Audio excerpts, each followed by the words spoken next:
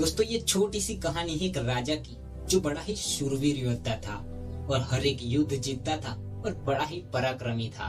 उसकी वजह से उसके राज्य की प्रजा उससे बहुत खुश थी और वो भी अपनी प्रजा को खुश रखने की पूरी कोशिश करता था और उनकी सुरक्षा का भी ख्याल रखता था।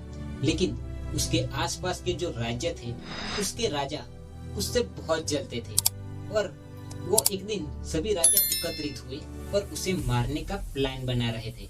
और प्लान ये बना कि इस राजा को हम अपने राज्य में बुलाते हैं और फिर उसे मार देते हैं। अब ये राजा था, उसके राज्य में कुछ गद्दार छुपे हुए थे, जो होता है ना अपनों में छुपे गद्दार, ठीक वैसे ही। तो उन्होंने क्या किया कि उस राजा के खाने में बेहोशी की दवाई मिला दी। अब जैसे ही उस राजा ने वो खाना खाया वो बेहोश हो गया। तो इन्होंने उसे पकड़ा और पहाड़ी पर एक गुफा थी उसमें ले जाकर पटक दिया। और जो सभी राजा थे वहाँ एकत्रित हुए और कहने लगे कि हम इसे मार देते हैं। लेकिन उनमें से एक राजा कहता है कि हम इसे ऐसे नहीं मारेंगे, इसे तड़पा तड़पा कर मारेंगे। एक काम करो, इस गुफा का मुंह बंद कर दो। तो उन्होंने बड़े से पत्थर से उस गुफा का मुंह बंद कर दिया। अब वो ये सोचकर वहां से चले गए कि ये राजा अब तो मर गया। अब ऐसा सोचकर वो चले गए। अब इस तरफ राजा को होश आया तो वो अपने आप को देखता है कि मैं गुफा में बंद हो चुका हूँ। उसे कुछ समझ में नहीं आ रहा था कि क्या हुआ।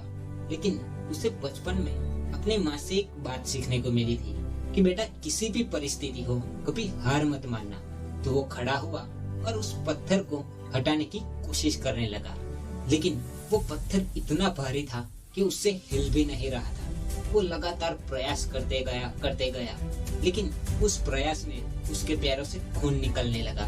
फिर भी वो प्रयास करते गया, बस अपनी माँ की वही बात उसको बार बार याद करता रहा कि बेटा कुछ भी हो जाए कभी हार मत मानना। और लास्ट में वो उस पत्थर को हटा देता है और जख्मी हालत में अपने राज्य में पहुंचता है। और राज्य में पहुंचकर जिन्होंने ये साजिश रची थी उन राजा को वो हरा देता है और उस पर फिर से राज करता है। तो दोस्तों ये छोटी सी कहानी हमें ये सिखाती है कि जीवन में कैसी भी परिस्थिति हो, आप कुछ भी कर रहे हो उसमें कभी हार मत मानना।